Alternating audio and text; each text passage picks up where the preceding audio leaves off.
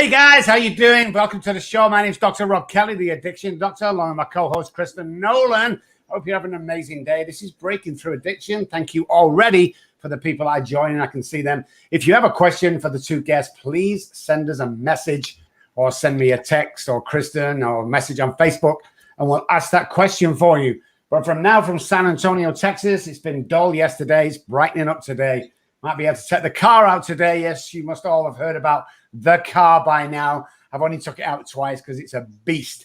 But yeah, welcome to the show, guys. Chris, how you doing?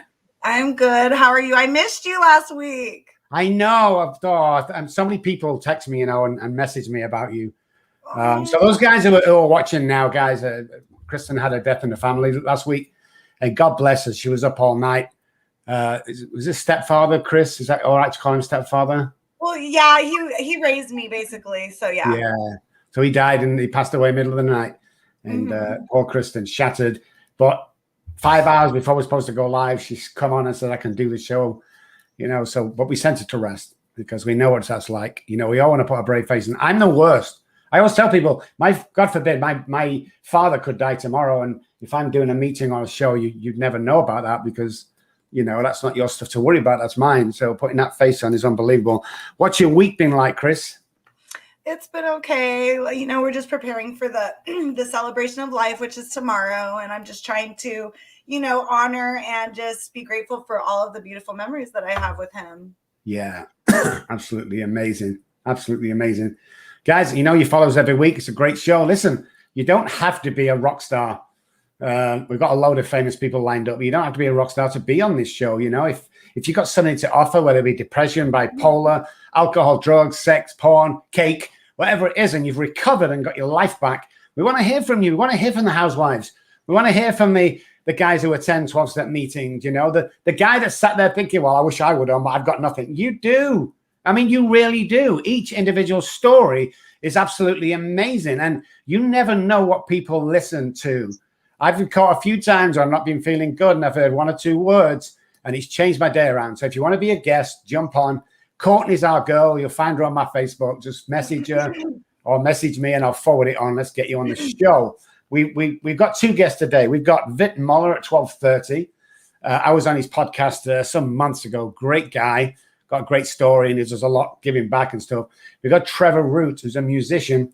Been playing for years and years. His dad was a musician, both drummers, if I remember rightly. Trevor's definitely a drummer. And I had the pleasure to play with him and two other guys from a 12-step meeting a couple of weeks ago. And we just had a blast. He's one of the best. And now, most of you know out there that I did some studio work in Strawberry Studios, 10cc, and then Abbey Road with John Bowie, Queen, all them guys I session with. And I got to tell you, and you know me, Chris, I don't tell bullshit about nothing. Trevor's up there, man. He's up there with some of the best drummers I've played. He really is. I love his style. I love the way he can. We got in my music room once, and I've never met anybody that was so involved in the structure of the song. We put it together, some great ideas. So yeah, he's an amazing guy. So we should have a good time. So again, guys, welcome to the show. It's Friday. It's 12:04 here in San Antonio, Texas. The sun's coming out, which means, of course, that the guns are coming out. Because that's what it's all about. All right, guys, listen up. Trevor Root, straight after this.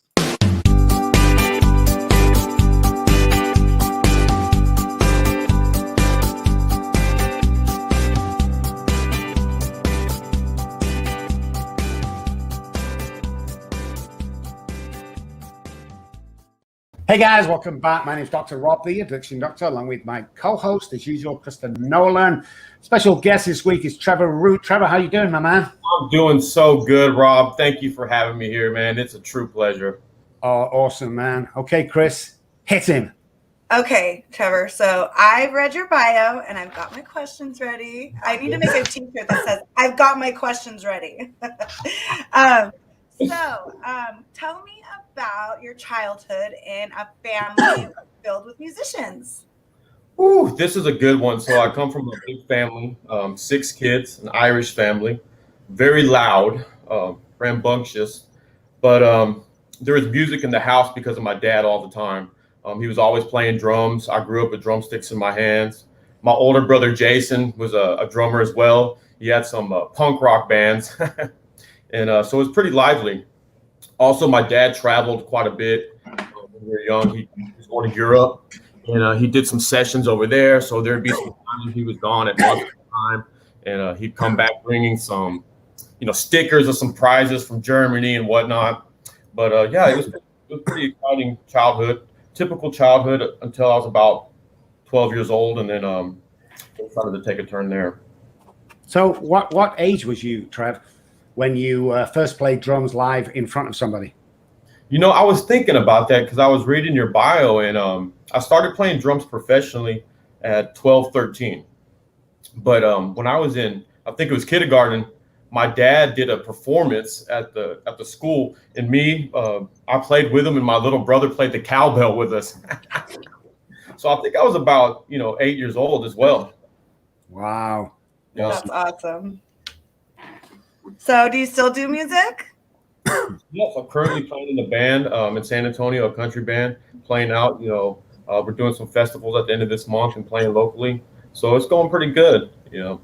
Come full circle from starting with music, going all through the whole scene, getting a job in the music industry, and coming all the way back to Texas, and still doing music, my passion.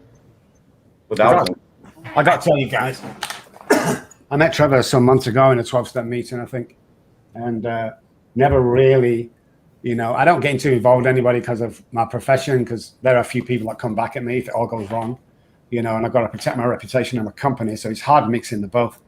But Trevor was one of those guys that I noticed that came in, kind of messed around for a bit, and then missed a few weeks and came back again with like this just new attitude, man, that was just on fire. I don't think in 12-step rooms, I've never met anybody with as much humility and humbleness to just come and do the program, do the right thing every single time. So let me take you back when it all first started. You said 11 or 12. Describe that first drink or drug, Trevor.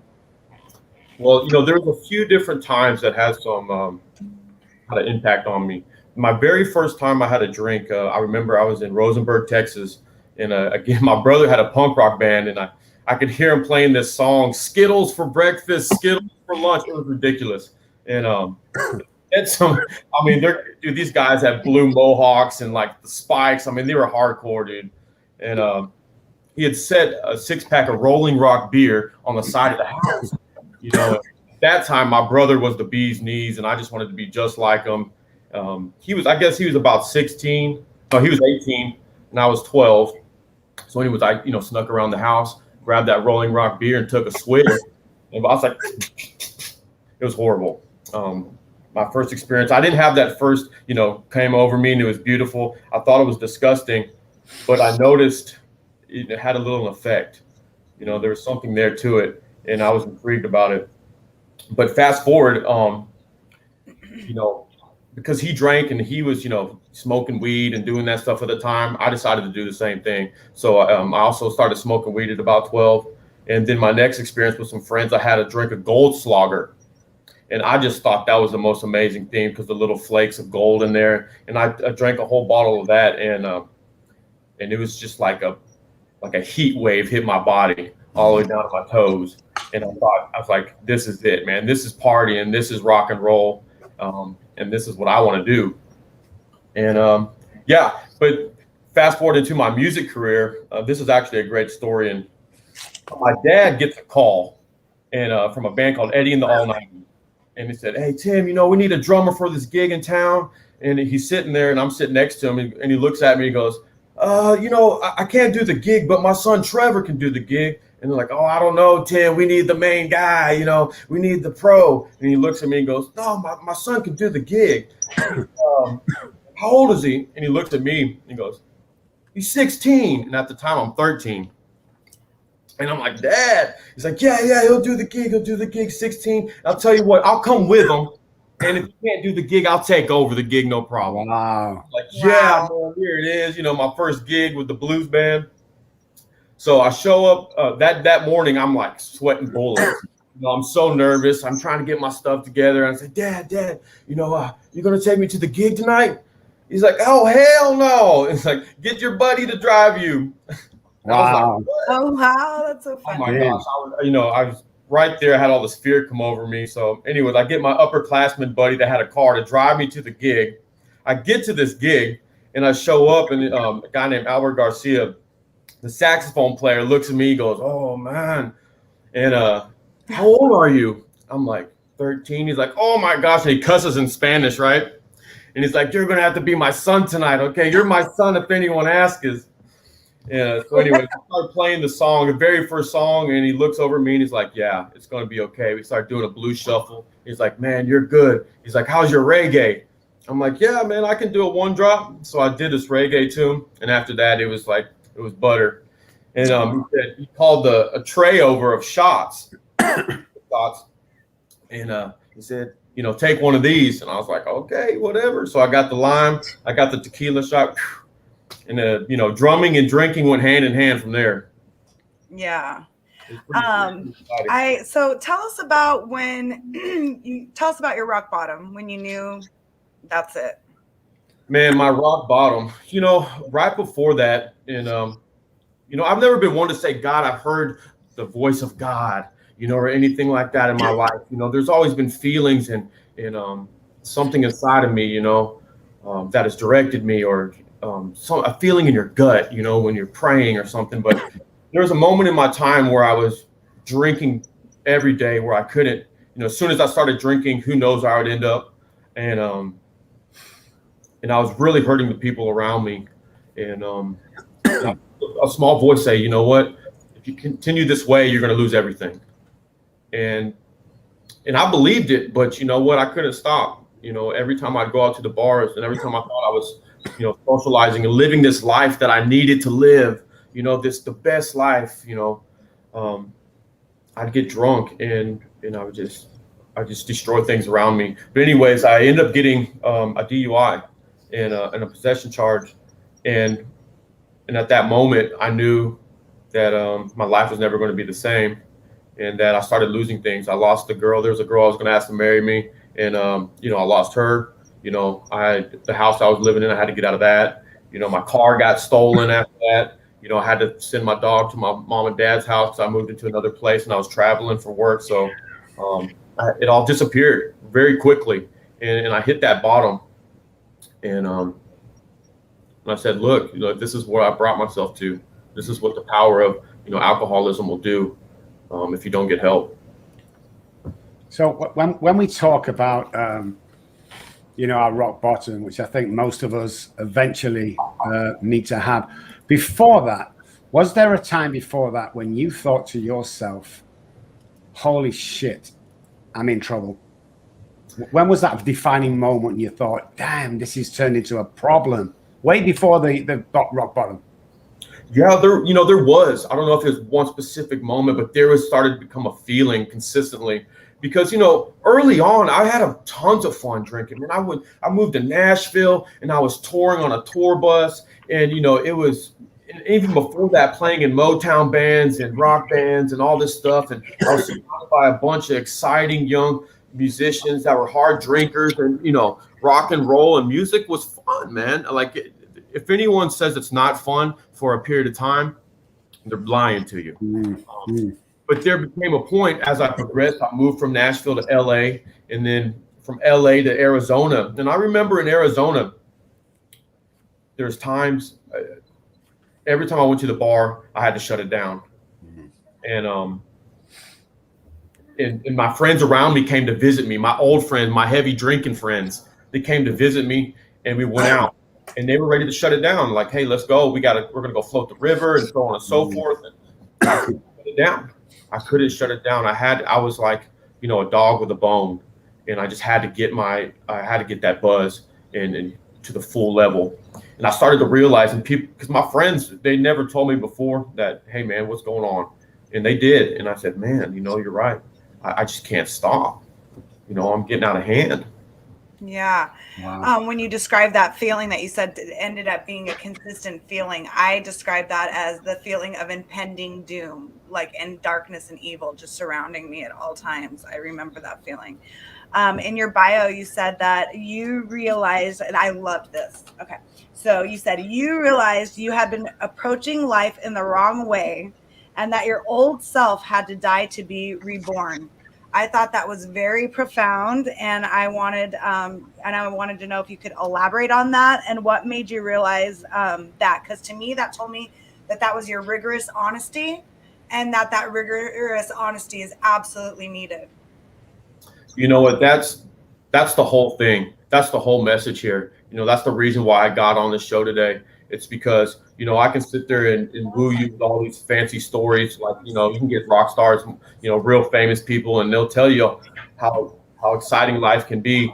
But like you said, Kristen, when it gets down in that incomprehensible demoralization hits, you know, and you're sitting there and darkness surrounds you, you got to ask for help. But the thing is, I finally snapped after going through these 12-step programs and getting help and working with people that I looked back and reflected on my life so far, and I said, I've been approaching it the wrong way. You know, everything was self-serving. You know, I didn't understand that truly being honorable and helping other people and doing the right thing. People know what the right thing is, you know. I don't believe people don't know what the right thing is, and I did too. But I knew that I've been approaching women, I've been approaching, you know, drinking, partying, you know, everything in my life the wrong way, and that I had to turn my life over to God, you know, and that all these people that, these righteous people, these people that you know, the goody two shoes in life, you know, look at those guys, you know, they think they're better than me, or what a boring life. I realized those guys were really living the most fulfilling lives, that they were making true relationships with people. They were people you could depend on, people that were, you know, did the right thing in life and were building things in life. And it clicked to me, and I had to be reborn, because everything I did before me, I couldn't be the same person and live a new way. So I had to die, and I had to die to myself at a lot of things. And I'm continually trying to get rid of things on a daily basis. You know what I mean? I was a very cocky, egotistical person, man. I mean, dude, I thought I woke up and pissed excellence, but I don't. You know? So, but I gave my life over to Jesus Christ, man, and which is my higher power for those out there in the program, and it completely changed me. And he started to show me a different way of living, and it's a more humble way, and it's a less self-centered way. I love that. Absolutely love it. It's amazing. Guys, we're going to get into some trauma after this break with Trevor, so stick around. You're going to want to see this, guys.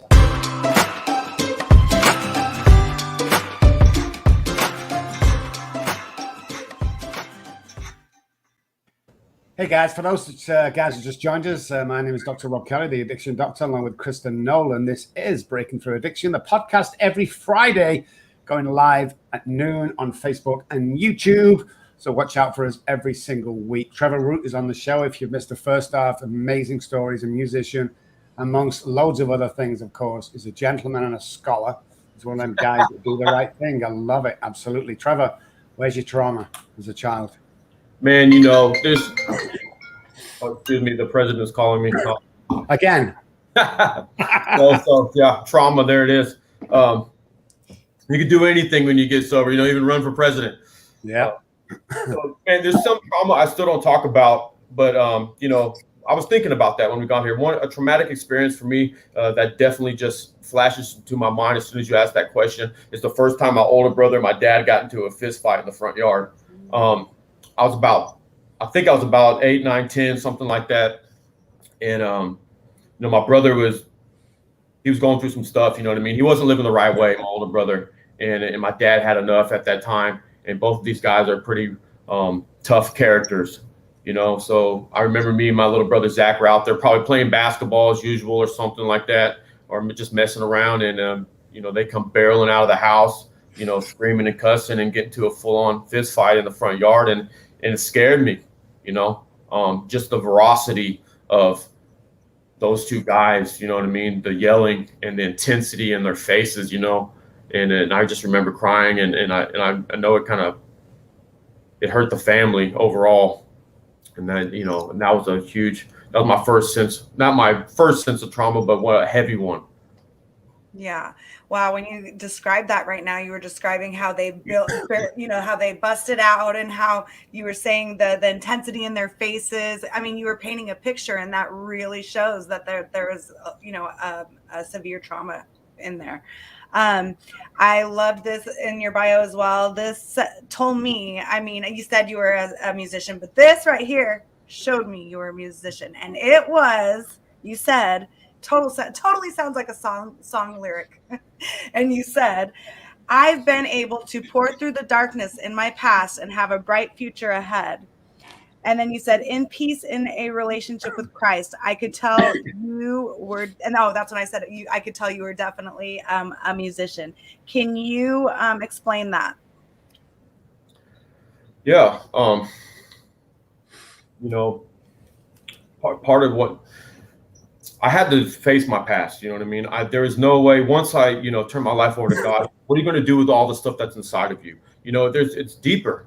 You don't just simply go, God, I turn my life over to you, and then your fingers are snapped and it goes away. There was a lot of, like you said, trauma. There was a lot of darkness, memories, embarrassment, frustration, failure, resentments. All these things were stored up inside of me, and those things would come back into my mind at times, and then they'd want you to give up. They'd want you to go out there and drink again. They say, you're not good enough. You've already done this much damage, so might as well stick on this path. And I realized through these programs that you have to face those things, and those are the things that are keeping you sick. So I faced them. I put them down on paper. I wrote about them, which if anyone knows me, that's very, very difficult. I don't normally write a lot, it's not my forte, but I did. And I knew the power started to become lifted, and I had to come to another person, and I admitted my faults and told my story to another person and to God, and asked God to forgive me for the things I did in my life. And when that happened, I felt something in my spirit. And I was headed the right direction, and that God was going to restore me. And I had Would to you give call that a spiritual awakening? Absolutely. That's what you call it. Only because you can define it with a beautiful that spiritual awakening, but truly on the inside, it's like a weight's lifted off of you. It's a little bit of light comes at the end of that tunnel that you've been stuck in. And you go, you know what? I can get through it. I matter too. Even though I've fallen down, and I can get back up. Even though I've did these things and these things happened to me, that's not where my story ends. I have somewhere else I can go, and I can help other people. Now those things that I wanted to hide and I wanted to brush under the table. Now the next person that's suffering, I can go one-on-one and say, hey, you know what? Me too. Hey, you know what? Me too. Hey, you know what? I don't know if you know this, but me too. But there's a better way, and that way is God's way. I love that. Give me your worst moment of your life to date. Ooh, my worst moment in my life to date.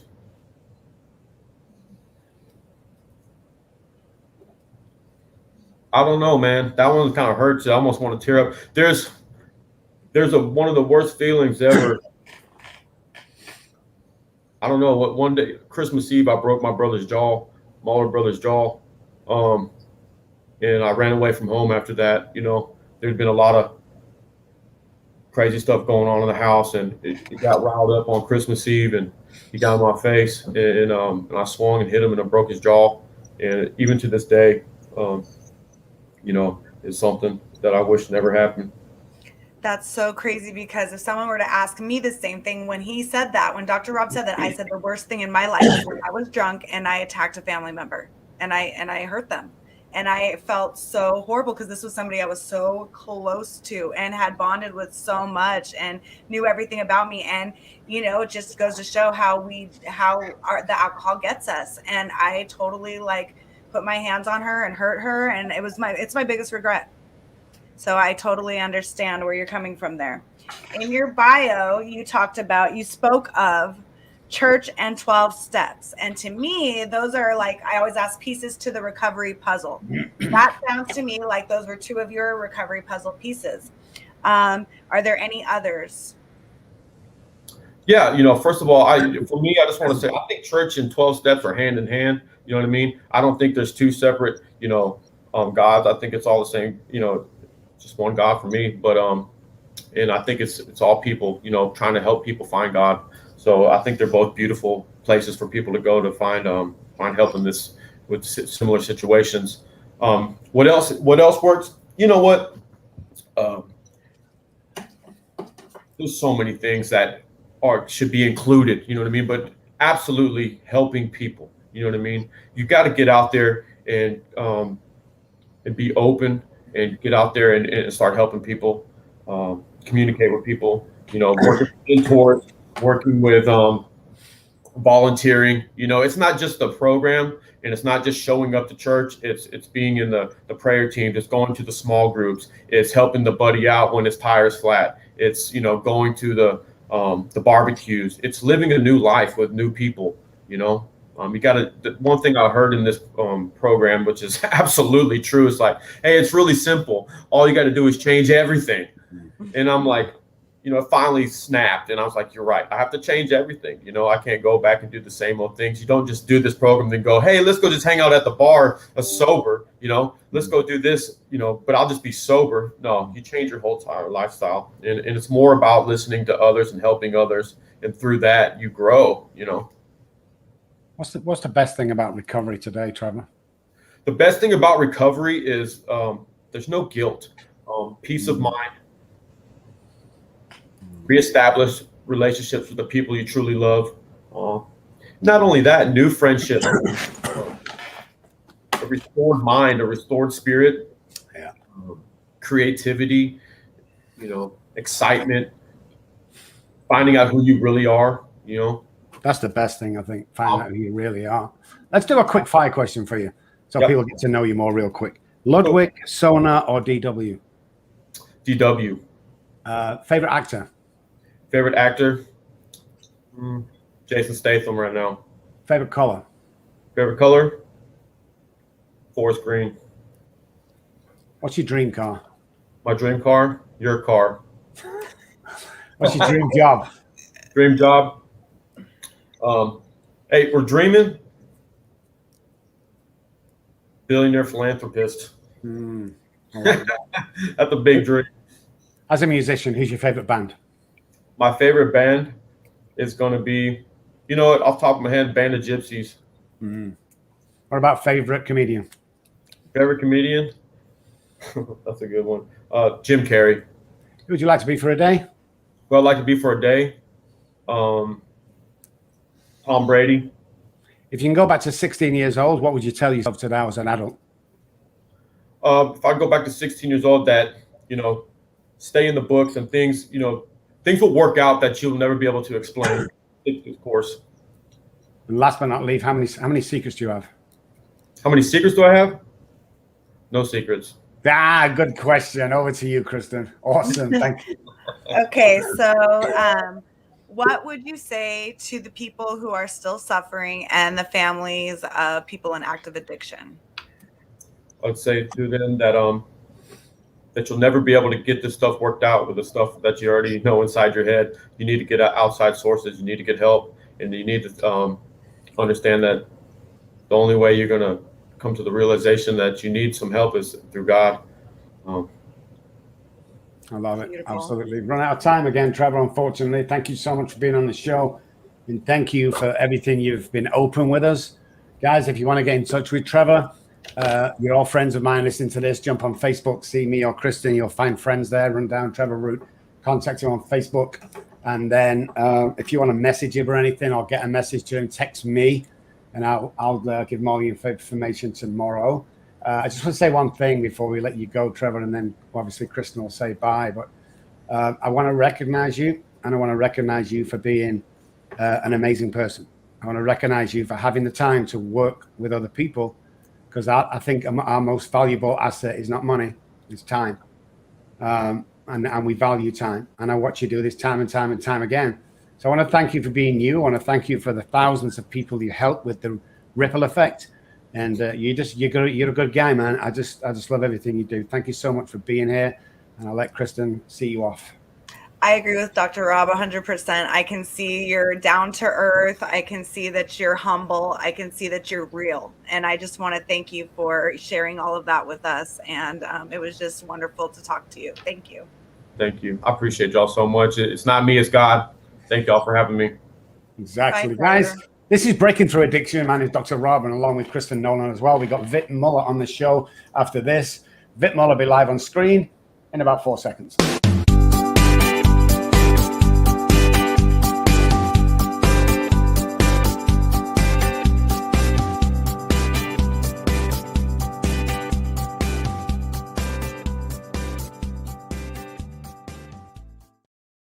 Welcome back, guys. That was a great first half of the show, 12 to 12:30. We have one guest, and 12:30 till about 10 to 1, 5 to 1. We have the second. I always do a talk every month on Friday to the University of Texas. That's where I do my talk to the students there. So once a month, we have to cut the show a little bit short. So I apologize for that. Vit Muller's on the show. Vit, how the devil are you, sir? Good day, everybody. Good day. You doing good, man? I'm good. Yeah, it's 4:30 a.m. I just had my quick brekkie. And, Holy moly! What time is it? 4:30 a.m. You hero, you. What a hero. Thank you so much for getting up early. That's awesome. Not a problem. Not a problem. I just need to put some food in my stomach, and I'm ready to go. You've been rock and rolling. Exactly. Tell me a little bit about your story so the audience can find out a little bit about Vit. Yeah, sure. Yeah. So look, I mean, I'm originally from Czech Republic. I've moved to Australia, where I'm now 10 years ago. Before that, I lived in Scotland. So it's been a bit of a journey, traveling around, exploring the world, living different experiences. Yeah, it's been amazing. I absolutely love your accent. I'm sorry. I just love your accent. Amazing. So I read your bio, and it says you said some of the difficulties in your life have resulted in some of the most amazing learning experiences. Can you give us some examples? Yeah, absolutely. Yeah. So look, I'm in. Where do I start? Let's start with Scotland. So actually, let's start from the beginning. I mean, a bit of a life story, right? When I was, and this is going to be a bit of a story of how I've overcome some addiction, I guess, in a way. Not to extreme extent as Rob probably has, but in my own way, it was my own journey. So when I was 12, we met a bunch of guys, and we were into breakdancing. It was that sort of era, 2000, sort of 1999, breakdancing on the street, and so we kind of started doing that, every day, just breakdanced, and had our crew. So we kind of found our own, my own tribe, if you wish, and so we would just fully live that life, that lifestyle, like just breakdancing every day, training. The girls come see us. We do dance shows and get paid. Sometimes get some booze.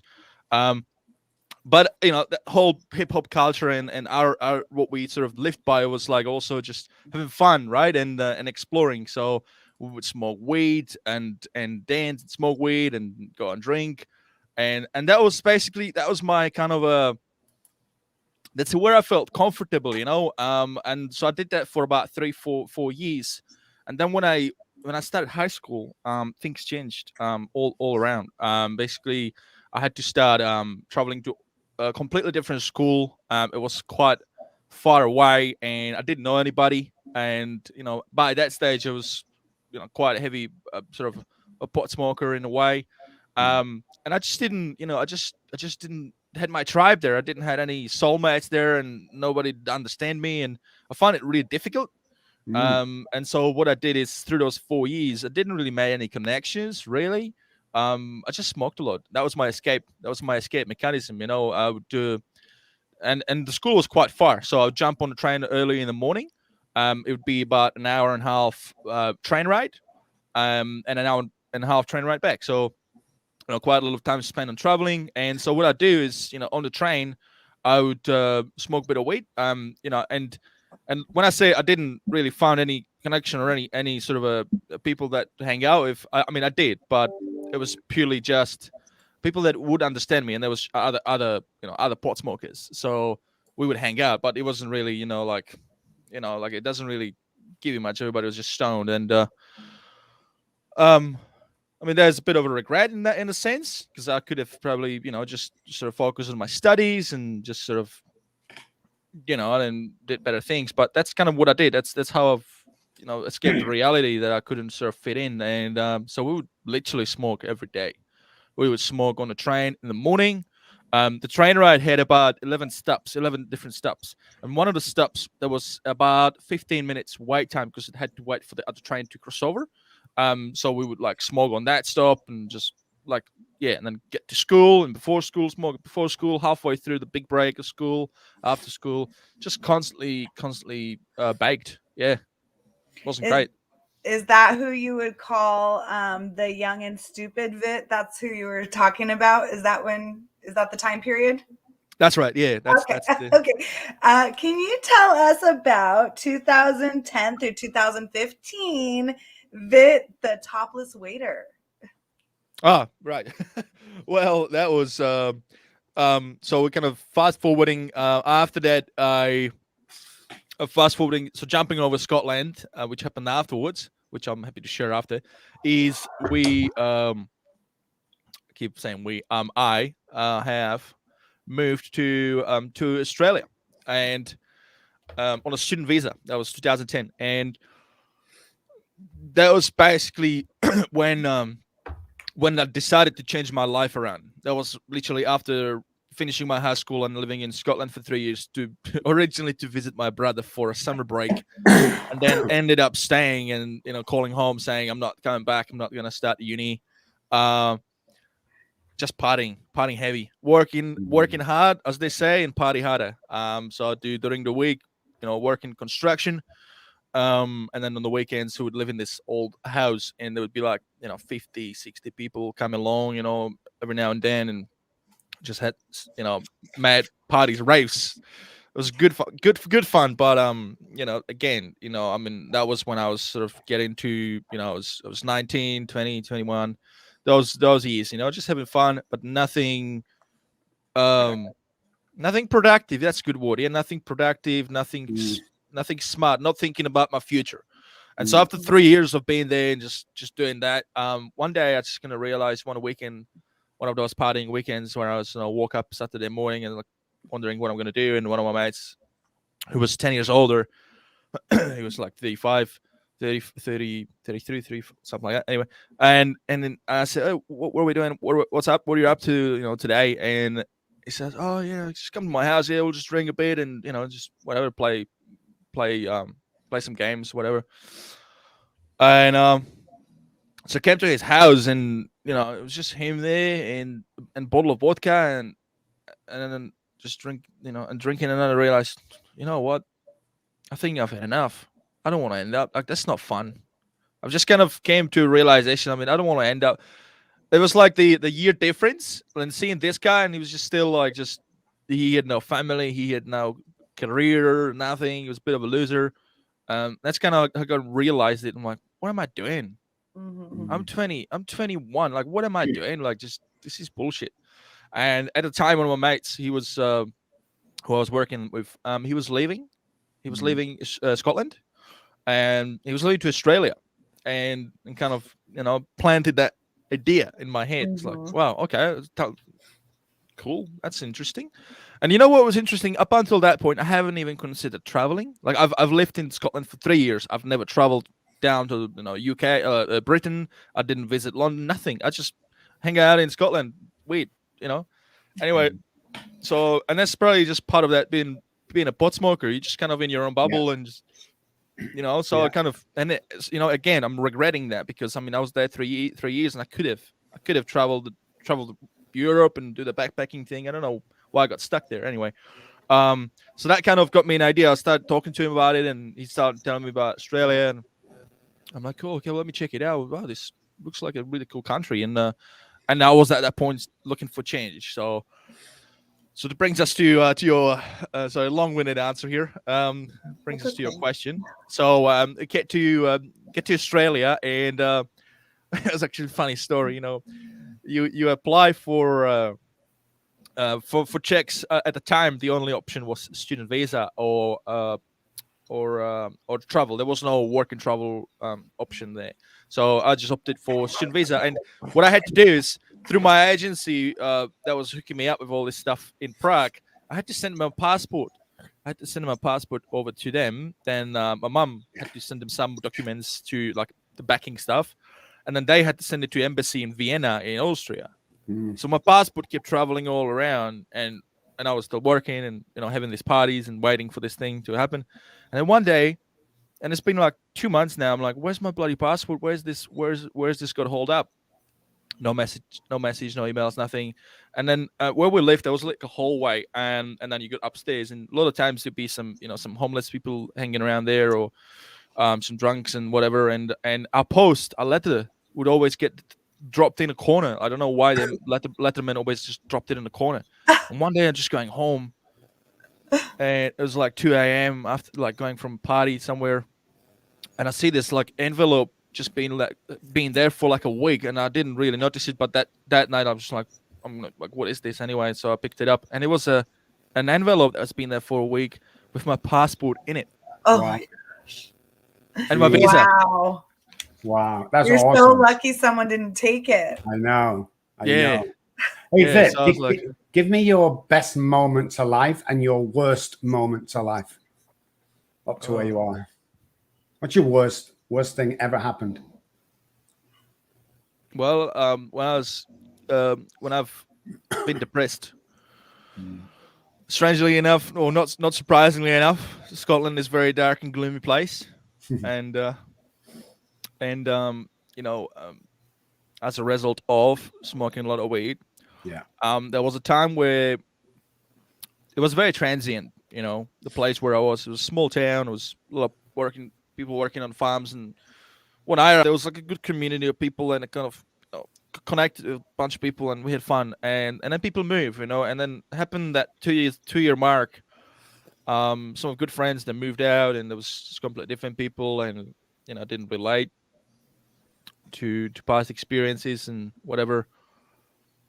And I was living with my brother, and he's a very heavy computer game addict. So he plays computer games a lot at the time anyway, and he still does, but he's stepped back anyway.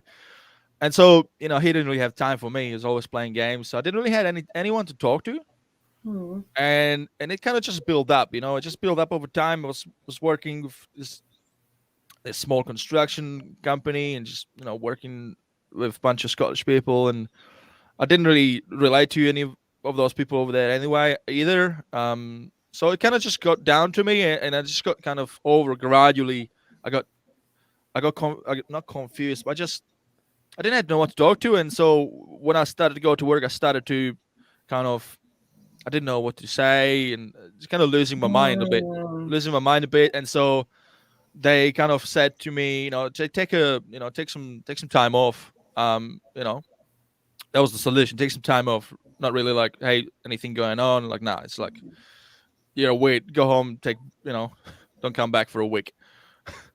And so I was just lying in my bed and just pondering about my life, and it's just weird. Just got in a really dark place, and that was about. And I was supposed to go for a week, and it lasted like 3 weeks. I just couldn't come back. I just could not stand up from the bed. I was just stuck there. I was just stuck in my own head. I barely eaten. I got really bad. Some girlfriends, they kind of visited every now and then to check up on me, which was good, but they didn't understand me. So I ended up going to the doctor and get a prescription. First time in my life. So I got some antidepressants, and that just made me feel like a total zombie. Just basically totally we call it like desensitized, and I didn't like that feeling, so I didn't really pursue that anymore. So I guess that was, in a long story short, it was pretty bad, and I got really sick as well. Like got flu as well on top of it. So I was just stuck in my room, and I just wanted to sleep. And yeah. So I think it's safe to say that depression has been your biggest challenge. Now, where are you today and how did you get there? Right. So the other end. Cool. Well, so Australia was my savior. The decision to come to Australia was not just decision to change the location, but change my life 360. So when I came here, I've stopped smoking. I fully embraced the healthy, active lifestyle. When I came here, I said I was on a student visa, so I picked a fitness. I studied fitness, so I became a fitness instructor. Believe it or not, the people in school, everybody was healthy, everybody was vibrant. You know, everybody was motivated. There was no pot smoker. Everybody was sharp minds. You know, and so I was adjusting to that. And I definitely made a decision I'm not gonna smoke ever in my life again. And I studied fitness, and it just started to really like it. Starting to really like that I'm actually building myself up and actually focusing on pursuing a career. So, I started working in the gym. There was an opportunity. Started working in the gym on reception, and sort of building my career up. Became a personal trainer as well. Started picking up some clients. Started running boot camps. And that's when I realized, you know, I'm gonna start my own business. You know, I'm gonna I could work in the gym, but I'm like, nah, you know what? I'm gonna try and do my own thing. It's always been like that.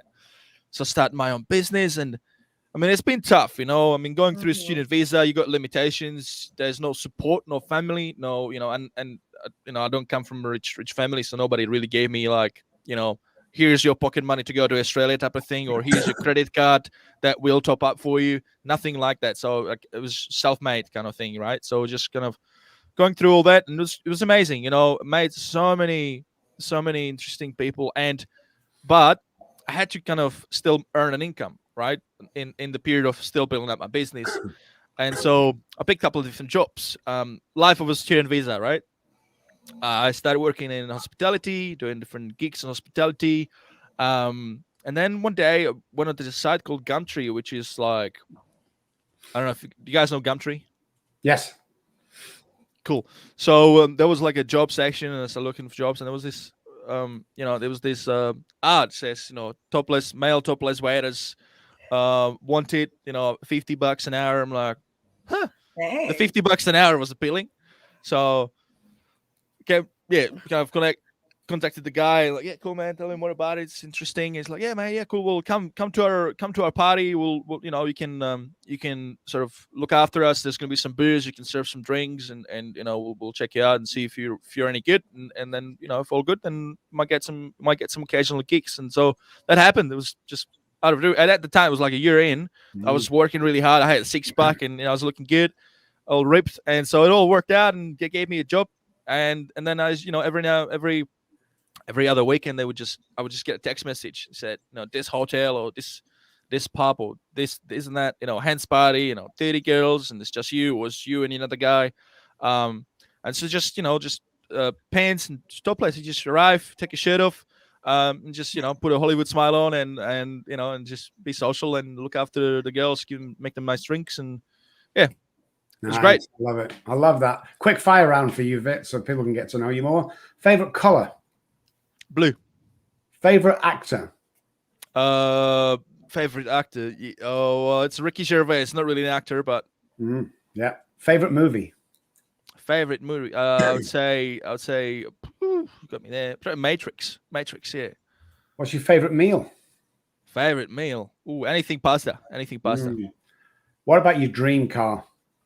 Dream car? Ford Mustang. Favorite band or musician? Favorite band? Prodigy. I love that. Favorite comedian? Ricky Gervais. Yeah, such a great guy. Who would you be for a day if you could be anybody? Interesting. Whew. I don't know really. I might try maybe what's the name? The UFC guy, Conor McGregor. Yeah, I like that. If you can go back to 16 years old, what would you tell yourself? No. Yeah. Don't be stupid. Stop smoking weed, and you know, invest in yourself.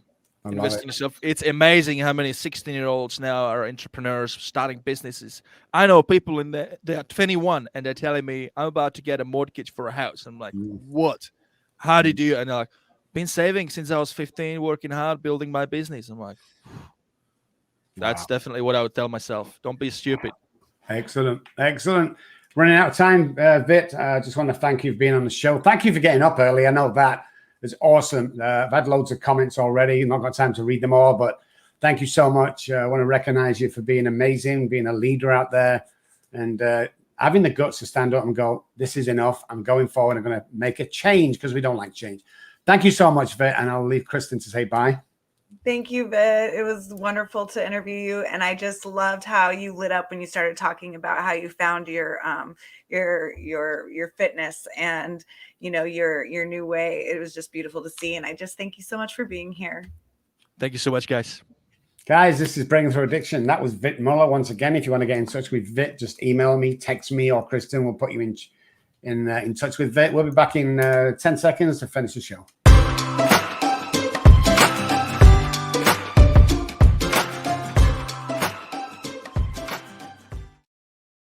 Two great guests, Chris. Two fantastic guests today. What do you reckon? Oh yeah, it was a wonderful show. I love that fire round. When did we start doing that? That was awesome.